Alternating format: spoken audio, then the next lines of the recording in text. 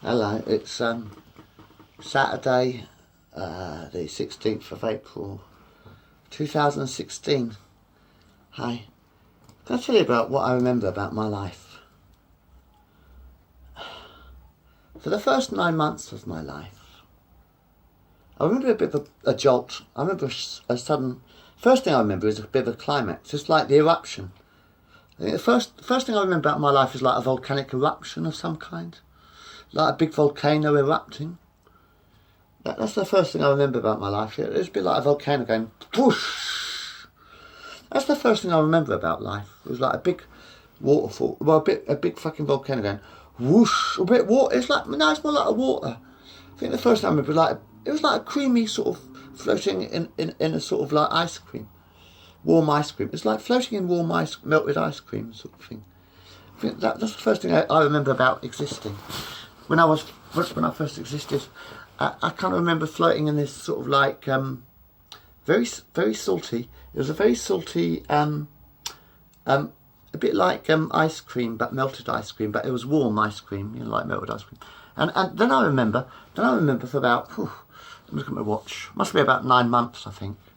For about 9 months, well, at first I was this little blob, like an egg.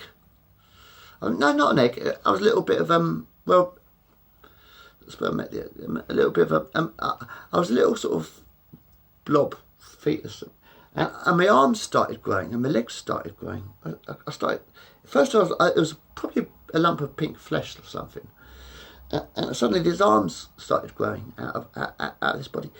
It's like a tadpole actually. When you look at a human body, if you look at a human fetus, it's quite like a tadpole. Very much exactly like a tadpole, really, because when tadpoles start, they're just a dot in the jelly, aren't they? If you look at frog spawn, it's just a dot in the jelly, isn't it? And then this dot in the jelly grows a head, doesn't it? Have you ever watched tadpoles, by the way? I love watching tadpoles growing, don't you, kids? Do you like watching tadpoles growing? That is exactly what it's like when you're first conceived. You're like a tadpole, but instead of being out of the body, like frog spawn, funny thing is because like amphibians, frogs and toads lay their eggs outside of the body, but mammals, humans and stuff, keep our body. Well, we are mammals, we are apes. We are still apes, believe it or not. We are still apes. I always have been an ape, always will be a fucking ape. Don't know much about monkey business.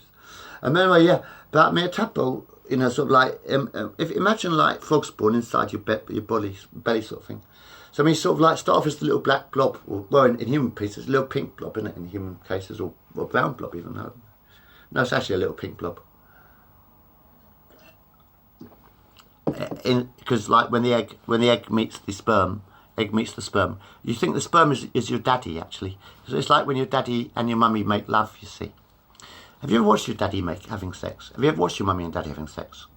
Caught you once or twice, Mum. I did catch them once or twice when I was a kid.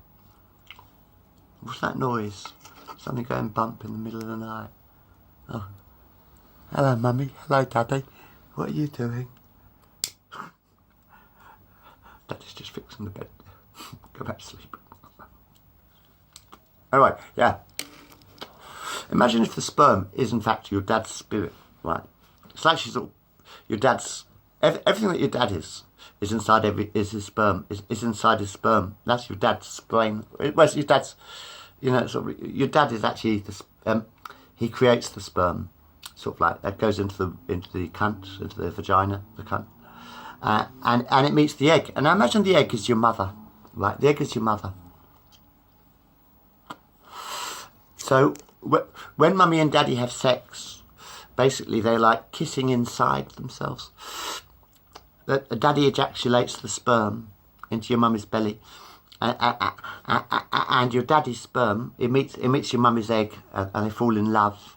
When the egg and the sperm they fall in love, sort of thing, and create and turn into a little blob like that. And anyway, over a period of 9 months, this little blob it grows a head. And a brain, and a stomach, and a body. And it grows little arms, and the arms grow into big arms if you're lucky. Otherwise you don't take bloody, what's that thing?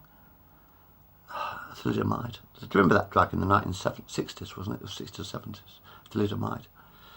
And it stopped thalidomide actually was supposed to be for, a lot of pregnant women took thalidomide in the 1970s or 60s. I think it was 1970s, 60s, before they tested it. A lot of women took thalidomide and had children. And because of the thalidomide, the drug, what it actually did was it stopped the embryo from growing properly, which is why thalidomide have very small arms, sort of thing. And that was medical, that was sort of like, that was man-made. Thalidomide was actually a man-made disaster. They sort of released this fucking not a birth control pill, it was actually for morning sickness. In the 1960s or 70s, I can't remember which, 60s or 70s, the doctors released thalidomide as a drug, basically, to cure morning sickness, and consequently, thousands of children were born with tiny little arms, because thalidomide had stopped the embryo from growing. It's a true story. That's the government for you. Never test anything, do they? Anyway, yes. I was saying, yeah. So the sperm meets the egg, and they create another entity, another being. Like, so for the first 9 months of your life, you're sort of like comfy inside your mummy's belly, and it's lovely pink. It's lovely, sort of like purple with this red. It's like being in the womb is like being in this really soft, silky velvety sort of silky sort of pink purpley cushion with this red sort of flowing around you. Like, it's beautiful, man. It's like sort of like purple. It's like a purple bubble living inside a purple cushioned bubble with. I think it's probably underwater. I think yes, it's in water. Because actually, when you're actually, yeah, it's true. Because when you're actually in the womb, I think the womb is actually filled with water, isn't it? Because when before a woman gives birth, she breaks her water, doesn't she? She breaks water. She breaks the water from the womb when a woman gives birth, you see. So in actual fact, in the womb, the child is floating in liquid. It's floating in water, basically. It is. Before you're born, you are actually floating in water. You're basically amphibian, if you like. Well, no, I suppose the air tube. Actually, you don't actually breathe. I don't know. You don't actually breathe when you're in the womb, because you've got the umbilical cord connected to the mother for the first 9 months of your life. That's why you've got these things called belly buttons. You see, ever seen a belly button? A bit naughty belly buttons, isn't they? But you see, you have this scar. Everyone's got a belly button scar. Show me. Everyone's got a belly button scar. It proves that you come from your mother, you see. You are actually built from your mother. It's your mother that built you. That built your flesh and bones come from your mother. Your flesh and bones come from your mother. And actually, yeah, they do. Seriously. You've got this umbilical cord. And that's where that's how a sort of child breathes. That's why you have snorkels. It's probably how snorkels were invented. You know if you go underwater diving, and you have a snorkel, don't you? You have a snorkel to breathe through. Breathing tube. But actually, when you're a baby, because the lungs aren't fully developed, because that's before the lungs are fully developed, so you're not actually using the lungs so much, you actually have, I'm surprised babies aren't born with gills, because they do actually, I don't know if they breathe underwater or whatever. You must breathe, babies must breathe underwater, embryos must breathe a little bit underwater, probably. Surprised they're not born with gills. But anyway, you've got this umbilical cord connected to the mother, but that's where all the air comes from. Because actually, every time your mother breathes, right, when you're in this lovely purple womb with this blood veins flowing through it and all that, it's lovely and cushiony. It's very soft and cushiony. But you can hear so much when you're in the womb. You hear everything that your mother hears. When you are in the womb for that first 9 months of your life, you experience everything that your mother experiences. Because for the first 9 months, your mother. Do you know women are mutants? That's my theory. I think women are mutants. They are. They're very weird creatures. Men and women are completely different creatures when you look at us. When you think about it, the body is completely different for women inside.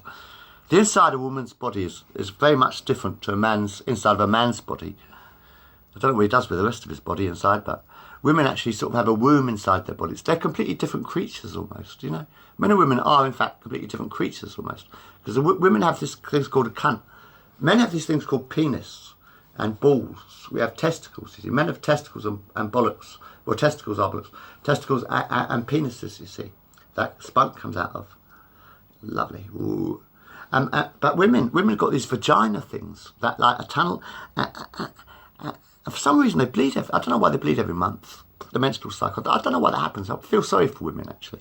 Every month you're going to they get this menstrual cycle and they bleed like out of their cunts all the time. Ugh, poor bitches. I feel sorry for them. Anyway, yeah. I think the menopause must be quite a relief for a lot of women. So when women get to middle age, they go to the menopause, don't they? So that must be a relief for a hell of a lot of women. God, no more periods. Thank God for that. Do you know what I mean? It must be very painful. It must be like being needed. I do feel sorry for women because actually, when you go through your period every month, it must be like having someone kick you in the groin. Have you ever been kicked? I mean, boys, blokes, feel sorry for your girls, man. Have you ever been kicked in the bollocks? Have you ever been kneed in the bollocks? You know how much that fucking hurts when you get kicked in the bollocks? Yeah? You know how much that fucking hurts when you get kicked in the bollocks? Women have to go through that pain, that kind of pain, every month, don't they? Period pains. Period pain must be like getting kicked in the bollocks every month. I think that's what a period pain must feel like, being kicked in the bollocks. Because, you know, I'm a bloke, you know. Gay bloke, yeah, but I'm a bloke.